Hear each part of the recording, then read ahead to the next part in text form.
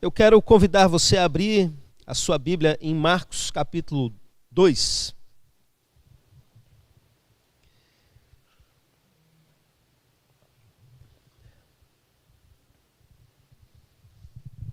Aproveito aí para corrigir uma fala minha de agora há pouco. A irmã Thalita mandou uma mensagem, ela disse que a homenagem não foi para os pais das crianças, mas foi para os pais que trabalham no Ministério de Crianças, não é? Que também são muitos. De qualquer forma, está agradecido, tá, irmã Thalita? Glória a Deus pela vida de vocês.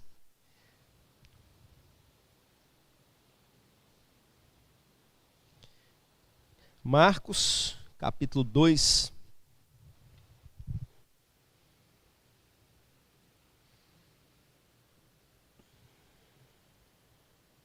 Amém? Diz assim a palavra do Senhor, Marcos capítulo 2, a partir do verso 1. Dias depois entrou Jesus de novo em Cafarnaum, e logo correu que ele estava em casa.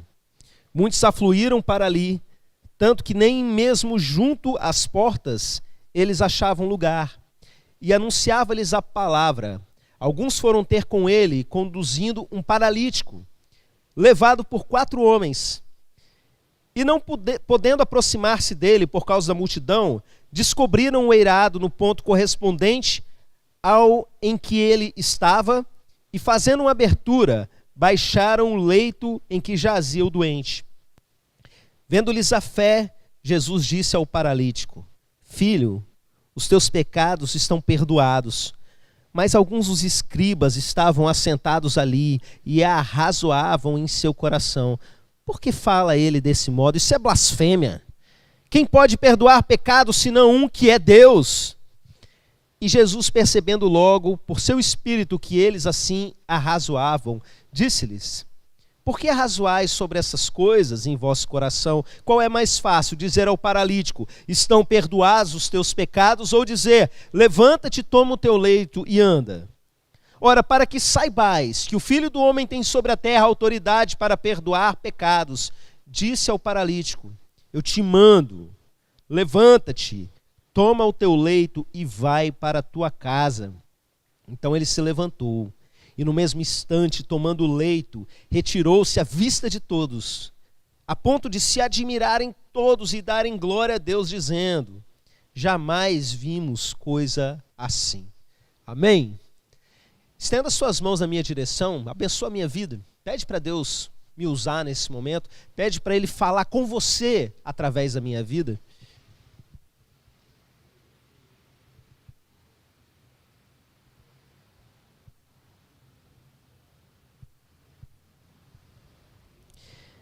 Meu Pai, eu peço misericórdia por todos aqueles que precisam ouvir a mensagem dessa noite. Há algo no teu coração a respeito do dia de hoje, desse tempo, do que o Senhor quer nos ministrar. Por isso, meu Pai, em nome de Jesus, que não haja impedimento para o fluir dessa palavra. Que eu seja, meu Pai, uma ferramenta amolada nas tuas mãos. Eu sou apenas um homem, Pai, como qualquer outro. O Senhor conhece o meu coração, conhece as minhas falhas, mas o Senhor sabe que eu te pertenço. Por isso eu te digo: faz comigo o que o Senhor bem entender, meu Pai.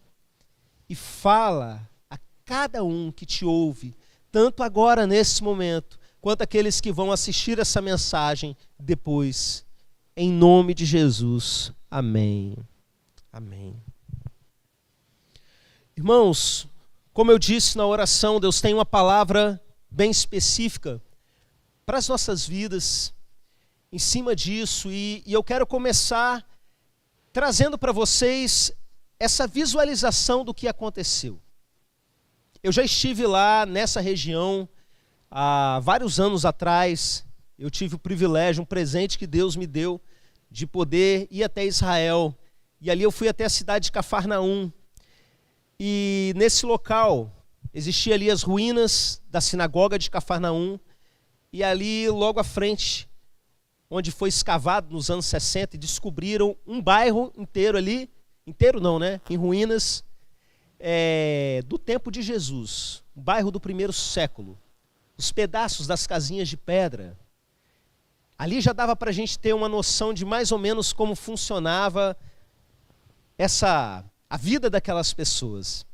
E mais um pouco para frente, os escavadores descobriram algo que seria um templo construído, se não me engano, num formato octagonal, lá pelo século V. Era um templo não tão antigo. Mas por que aquele templo estava ali? Porque ele foi construído ao redor de uma casinha. E que casinha era essa? A tradição, né, acredita que ali próximo, bem perto da sinagoga de Cafarnaum, foi onde aconteceu essa história que nós acabamos de ler. Acredita-se que essa casa seria a casa de Pedro, onde o Senhor Jesus curou a sogra de Pedro, e onde essa história aconteceu. E que por conta disso, os irmãos ficaram primeiro se reunindo ali naquela casa, naquilo que o Império Romano chamava de Domus Ecclesia. Pouco depois se transformou num templo maior, que foi derrubado e construíram um outro maior, e assim a história foi seguindo. Por que eu estou contando isso? Para você visualizar um pouquinho a cena. Casas pequenas, apertadas ali de pedra. Um telhado, aquelas varetas trançadas com um pouquinho de massa, né, de argila ali fechando tudo. O que o texto chamou de eirado, seria isso. E ali a casa que o texto diz que era a casa onde Jesus estava, a sua casa, não é? Muito provavelmente em Cafarnaum, ali era a casa onde Jesus ficava. E o que acontece é que Jesus está ali e vem gente de tudo quanto é lado. Vem escriba fazer perguntas para Jesus, tentar entender o que está acontecendo, tentar pegar Jesus em uma falha, e vem gente sofrendo de todo tipo de coisa, de todo tipo de situação, de tal forma, meus irmãos, que se você tentasse chegar até Jesus naquele momento, você não ia conseguir. É aí que entra o personagem importante da nossa história, que é o paralítico. Uma das situações mais difíceis para se viver naquele tempo. De todas as pessoas que Jesus curou, a minha opinião é que o paralítico talvez estivesse na situação mais grave. Por quê? Um cego, ele ainda poderia ir acompanhando o barulho, tateando na escuridão e gritando por Jesus. Estrada fora, a gente viu isso acontecendo. Um leproso, por mais assustadora que fosse a realidade dele, ele poderia ainda ir correndo e se jogar aos pés de Jesus. Mas o paralítico, cada paralítico que Jesus curou, o que acontece? O paralítico, ele depende de alguém. E graças a Deus, porque esse cara tinha amigos. E amigos de fé. Você tem amigo de fé? Eu acho engraçada essa expressão. Tem aquela música famosa, você meu amigo de fé. Não sei se o conceito dele é o mesmo meu, mas eu vou chamar aqui de amigo de fé o seguinte: o amigo que te leva para Jesus e não para o boteco. Porque tem gente que vai arrastado, mas vai arrastado para onde não deveria ir. Tem amigo que passa na casa do amigo para levar para a morte, para levar para coisa que não presta. Mas, meus irmãos, tem amigo que faz exatamente isso. A pessoa pode até não estar literalmente paralisada, mas às vezes está sem força para sair de casa. Você já veio arrastado por um amigo para a igreja? Quem aqui já foi arrastado por algum amigo para a igreja? Pois é, esse paralítico tinha alguém que se preocupou com ele e que o arrastou até ali. Quando chegou, encontrou dificuldade, porque sabia que a resposta ao problema estava ali, dentro daquela casa, mas ele já não conseguiu nem chegar na casa. O que fazer a partir de agora? Alguém teve a ideia maluca de pegar o paralítico, subir a cama dele pelo telhado, destelhar. Eu descrevi para vocês como é que funcionava ali o telhado. Olha o perigo, hein? Eu fico imaginando a cena. Mas se ele cair, se quebrar a coluna, já está paralítico, não sei o que eles pensaram, né? Fico aqui imaginando. Levaram o cara lá para cima, meus irmãos. Você sabe o que é isso? É fé de que aquilo era o melhor, que valia a pena vencer qualquer obstáculo para chegar naquele ponto, e valia mesmo. E eles foram ouvindo aonde estava a voz do mestre. Está aqui, cavaram um buraco no telhado. Eu fico imaginando Jesus ali de baixo. Os escribas vendo aquela cena, de repente começa a cair uma terrinha. Que isso? Abriu mais ainda, eles passaram uma cama, meus irmãos. pelo buraco do telhado. Coitado de Pedro, coitado da mulher de Pedro. Tem que refazer isso depois, né? Que nada, acho que o cara foi feliz da vida. O mestre está aqui, aconteceu isso debaixo do meu telhado, quer dizer, não tem mais telhado. Desceram aquele homem. E quando descem aquele homem, o texto diz que Jesus olha para ele. E aqui está o centro da nossa mensagem. Jesus não vira para ele e fala assim, você está curado, levanta e vai. Ele olha e fala, filho, os seus pecados estão perdoados. A versão de Mateus para essa história, lá em Mateus 9, você lê, Mateus acrescenta um detalhe nessa fala de Jesus, ele fala assim, filho, tem de bom ânimo, ou em outras traduções, tenha coragem, os seus pecados estão perdoados. Por que isso é tão importante para a gente? Porque mostra uma prioridade diferente daquela que é a nossa expectativa. Vem todo tipo de gente atrás de Jesus. Hoje é assim também. Cada um com um problema, cada um com um aperto, com a necessidade. A gente vê na Bíblia pessoas indo atrás de Jesus para resolver problema de família, para resolver problema judicial, financeiro. E principalmente, meus irmãos, para resolver problema de cura. Porque tem problema que você dá jeito, você corre atrás, se vira, mas tocou na sua saúde. Tem coisa que você sabe que é só Deus que pode resolver.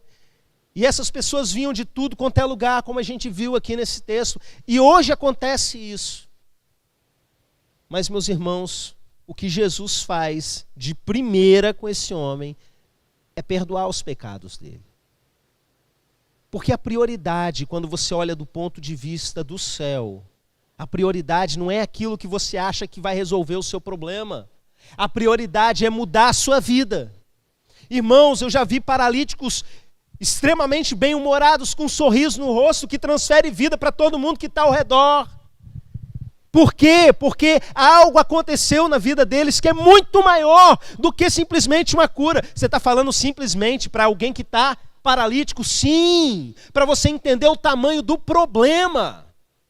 O problema que é muito maior do que qualquer paralisia, do que qualquer lepra, do que qualquer problema financeiro.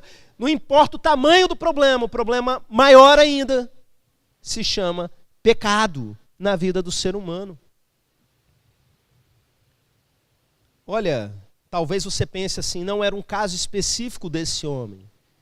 Talvez ele fosse um paralítico porque ele saiu para roubar alguma coisa, foi pular uma cerca, caiu, ficou paralítico, então Jesus primeiro tinha que perdoar ele. Não, presta atenção, Jesus fala, perdoados são seus pecados, no plural.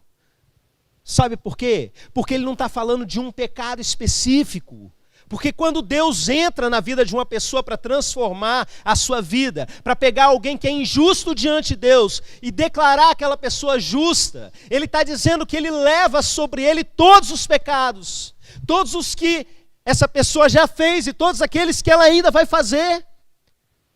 Tudo isso está na conta de Jesus. Ele fala, eu estou pagando essa conta na cruz. Ele tem poder para perdoar pecados, no plural. Ou seja, ele tem poder para entrar na vida de uma pessoa e transformar essa vida. Irmãos, nós já tivemos aqui várias experiências de cura na nossa igreja. Ao longo dos anos aqui, nós colecionamos histórias, cada uma mais interessante que a outra. Muitos de vocês que estão aqui hoje foram curados aqui. Eu me lembro na semana de primícias do ano passado, num único culto, um número grande de irmãos foi curado, já até esqueci quantos foram, quem se lembra aí, me ajude, né?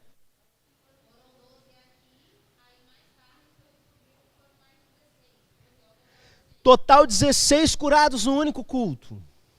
E se a gente chegasse e espalhasse isso no bairro e falasse assim, olha, Jesus está curando o povo lá e tal, e você conhecesse alguém que foi curado, de repente você ia atrás de alguém que você sabe que está doente e ia trazer aqui. Mas se eu viro para vocês e falo, tem algo muito mais sério acontecendo, muito mais importante do que isso. Jesus está perdoando pecados aqui nesse lugar.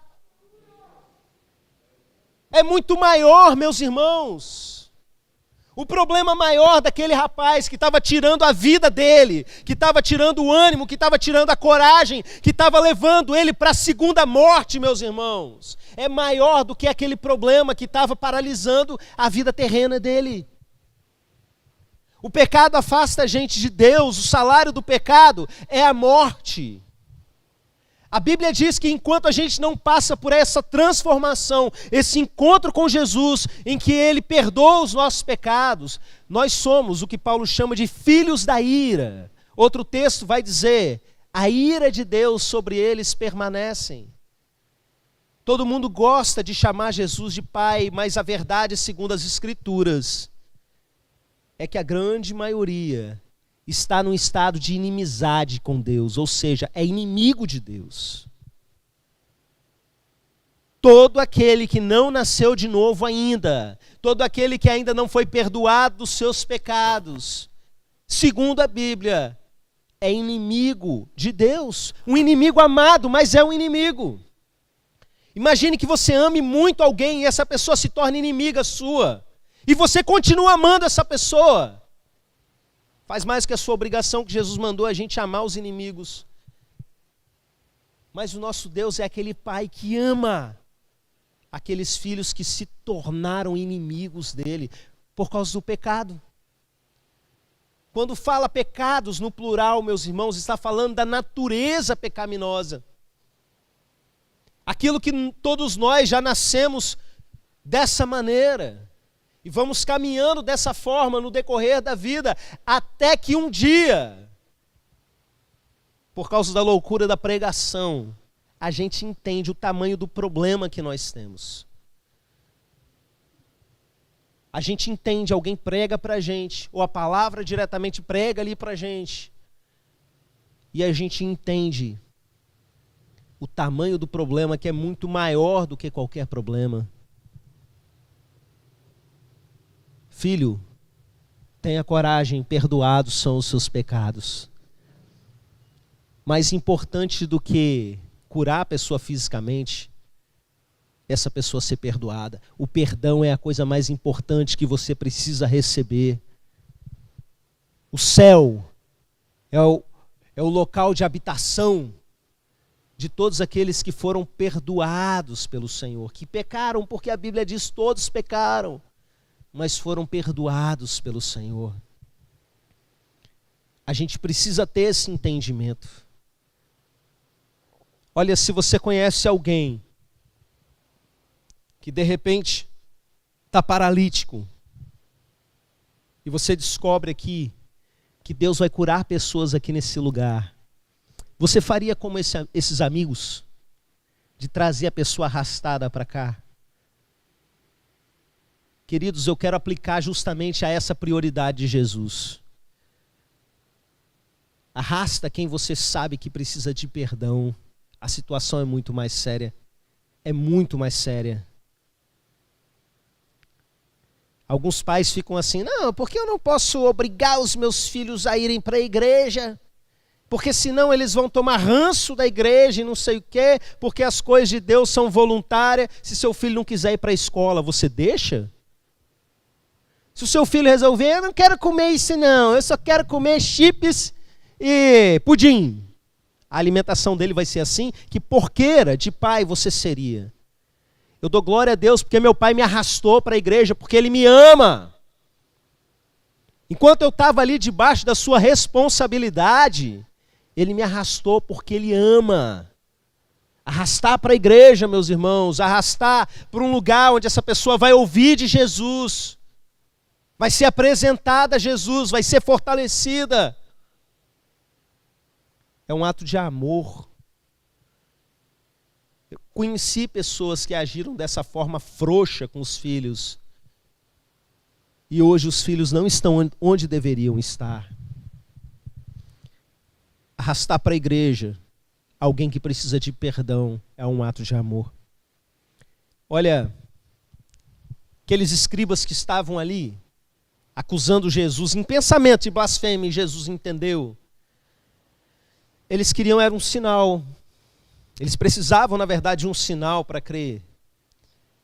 Jesus virou e falou assim: o que é mais fácil dizer? Perdoados são os seus pecados ou levanta, toma sua cama e anda? O que é mais fácil dizer? É engraçado, porque para Deus dizer e fazer é a mesma coisa. Para a gente é que tem diferença. Você fala, eu vou fazer isso. E aí você vai, levanta e talvez você consiga fazer. Deus fala, haja luz e houve luz. A palavra que sai da boca de Deus chama a existência aquilo que não existe a existir. Cria do nada. E Jesus vira e fala assim, o que é mais fácil? Dizer, perdoados são os seus pecados? Ou toma o teu leito, levanta e anda. E está aquele cara todo entrevado na cama. Para que vocês saibam que o Filho do Homem tem autoridade para perdoar pecados. Levanta, toma a tua cama, levanta e anda, vai para casa. E aquele homem todo entrevado ali na cama, levanta, pega e vai. Aquelas pessoas precisaram de um sinal para crer. Mas você que já crê, entenda. Você não precisa de um sinal, você precisa de perdão. Quando você entende o perdão que Deus derrama sobre você, você entende o tamanho do problema que você tinha e como isso foi tirado de você. É impossível a sua vida permanecer da mesma forma. O que faz com que a gente fique maluco por Jesus, meus irmãos? Grato a Ele, adorador. Quem está do lado de fora não consegue entender certas coisas que a gente faz, acha que a gente é tudo doido, tudo maluco, mas por quê? Porque a gente experimentou algo. E que algo foi esse? Esse perdão. A gente sabia o que estava sobre nós e de repente isso foi retirado. Mas meus irmãos, muitas vezes, não sempre, a gente vai continuar precisando do perdão de Deus. Mesmo Ele já tendo nos declarado perdoados. Como a gente peca sempre, a gente precisa de arrependimento sempre. E como é bom a gente se sentir perdoado. Olha, Jesus olhou a fé daquelas pessoas. Sabia que ser perdoado é um ato de fé? Existem pessoas que pedem perdão para Deus e continuam sentindo culpa, porque muitas vezes elas não são capazes de se perdoar e continuam se acusando ou ouvindo a acusação de Satanás sobre si. E é terrível isso, porque uma das coisas que mais adoece o ser humano é a culpa. Adoece mesmo, literalmente, da pessoa ficar com a sua saúde debilitada por conta de culpa. Você tem fé para ser perdoado. Nós temos um pai que quer perdoar, que quer reconciliar os filhos com Ele. Nós temos um ministério como Igreja de Jesus, que é o ministério da reconciliação. Quer dizer para você que está afastado de Deus, inimigo de Deus, a voltar para os braços dEle.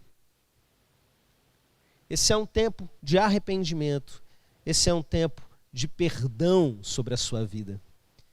Eu quero dizer para você que nos acompanha à distância, ou para você que está aqui, se você pecou contra Deus e ainda precisa se arrepender, eu quero te dizer que Ele quer te perdoar nessa noite. Perdão é de graça.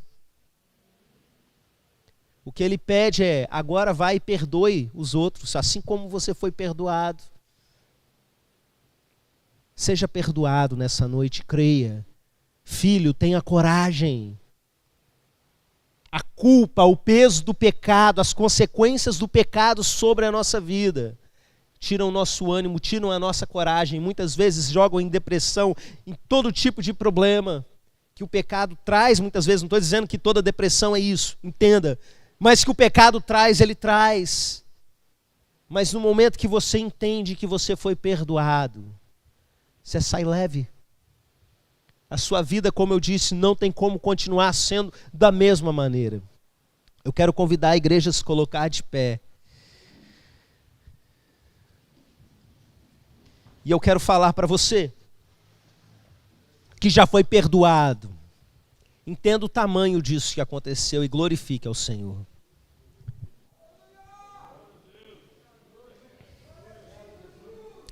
Filho, perdoados são os seus pecados. Tenha bom ânimo, tenha coragem. Onde há um coração arrependido, onde há alguém com fé, buscando ao Senhor, ali o Pai está presente, dizendo: filho, tenha bom ânimo, filho, tenha coragem. Talvez você já esteja andando há bastante tempo, com o pé na lama, achando que para você não tem jeito. Eu quero dizer para você que o Filho do Homem tem poder, tem autoridade para perdoar pecados. Não importa o tamanho do erro que você cometeu, não importa o tamanho da enrascada que você entrou, não importa quantos pactos com o demônio você fez, não importa quantas pessoas você já levou para a vala, não importa. O Filho do Homem tem autoridade para perdoar pecados, onde houver fé para isso. Você crê? Ele quer transformar a sua vida. Você está num estado de inimizade de Deus. Ele quer reconciliar você com Ele. Apenas se arrependa e creia. Amém. Eu acho que a gente pode fazer um apelo aqui. Com afastamento, né? Desculpa, irmãos, a informalidade, mas é porque é tudo muito novo, tá bom? Eu senti que eu devo sim fazer um apelo. Eu quero orar especificamente para você que está se libertando de um peso hoje por causa dessa palavra. Alguém que entende assim: realmente eu pequei, não importa o tamanho, ninguém está aqui para julgar você, nem nada disso. Pecado é pecado, não importa o tamanho dele, mas preste atenção. Eu quero orar pela sua vida. Você que está aí nos acompanhando à distância, coloca aí: eu, pastor, vai alcançar você nesse momento. A igreja vai orar, os irmãos que estão acompanhando à distância vão orar pela sua vida.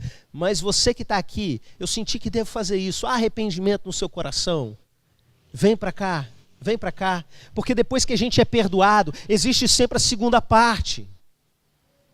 Existe a segunda parte. Aquele homem foi curado da sua paralisia depois que Jesus perdoou os seus pecados. Então primeiro ele entra para dentro da sua casa, é o perdão dos pecados. Depois o que ele faz?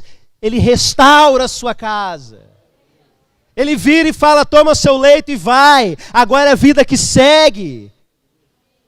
Agora não é você que vai ser carregado, é você que vai carregar. É tempo de transformação. Aleluia. Estendam as mãos sobre esses irmãos e tenham em mente também aqueles que nos acompanham, aqueles que ainda vão nos acompanhar. Pai, nós te agradecemos por essa mensagem, Senhor, porque o Senhor tem autoridade, o Senhor tem poder para liberar perdão. E meu Pai, eu sei que muitas pessoas ainda continuam presas a erros do passado e querem se arrepender e continuam caindo, porque na verdade muitas vezes nunca sentiram que aquilo foi retirado delas. Mas nós cremos, Pai, que se o Filho nos libertar verdadeiramente, seremos livres, nós cremos. Por isso eu quero declarar sobre essas vidas libertação completa, a respeito de tudo que já passou. O Senhor entra e faz novo todas as coisas, novas todas as coisas. Em nome de Jesus, assim como o Senhor entrou naquela vida ministrando restauração, entra agora, Pai, aonde o Senhor sabe que existe algo paralisando essas pessoas, causando algum tipo de enfermidade, seja uma enfermidade literal, ou seja, relacionamentos familiares adoecidos, relacionamentos pai e filho adoecidos, que a partir de agora, meu Pai, isso tudo comece a ser curado, Senhor, em nome de Jesus. Derrama restauração sobre a vida de todos esses. Pai, eu quero aproveitar esse momento, Senhor, que nós entendemos que o Senhor já nos perdoou, para declarar, meu Pai, que não só o Senhor tem autoridade para perdoar pecados, mas para curar até paralíticos. E tomar posse disso, meu Pai. Que todas as pessoas que se encontram enfermas aqui nesse lugar sejam curados agora. Pai, não importa o nível, nem o tipo de enfermidade, que a Tua mão toque agora em nome de Jesus, meu Pai. vai fortalecendo juntas e medulas, tendões, músculos, ossos, meu Pai, em nome de Jesus. Passa, meu Pai, com o teu toque de cura nessa noite, sobre cada um dos teus filhos, sobre cada pessoa que nos ouve nesse momento, e vai restaurando a saúde de todos eles para a glória do teu nome, que eles saibam que foi o Senhor que fez, meu Pai. Em nome de Jesus. Amém, amém. Glória a Deus. Podemos aplaudir ao Senhor.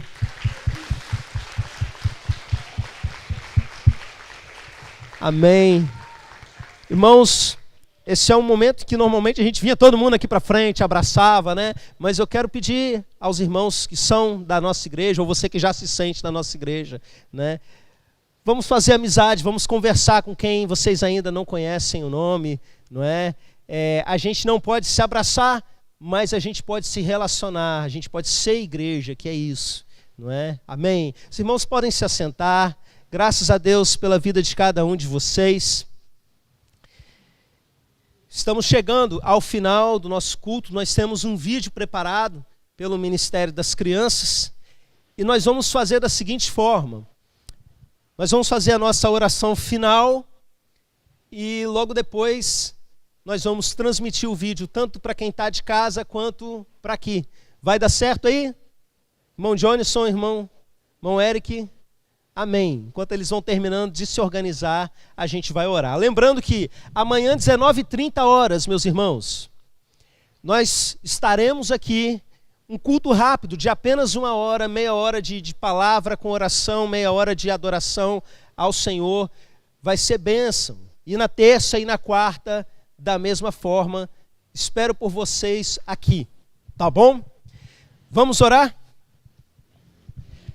Pai, te agradecemos, Senhor, porque nós podemos ser igreja, porque um dia o Senhor nos perdoou, porque um dia nós não éramos nada e o Senhor nos fez povo teu, família do Senhor. Obrigado porque o Senhor nos reconciliou contigo. Em nome de Jesus, meu Pai, vem fortalecer cada um desses. Pai, que eles retornem para suas casas, ou aqueles que estão assistindo de casa, que eles continuem aí a sua noite, cheios da tua presença, com novo ânimo no coração, com força vindo do céu, para começar bem essa semana, meu Pai. E que a graça e a paz do nosso Senhor e Salvador Jesus Cristo, o amor de Deus e as consolações do seu Santo Espírito estejam com cada um de vocês, meus irmãos, e com todo o povo de Deus espalhado pela terra. Amém e amém.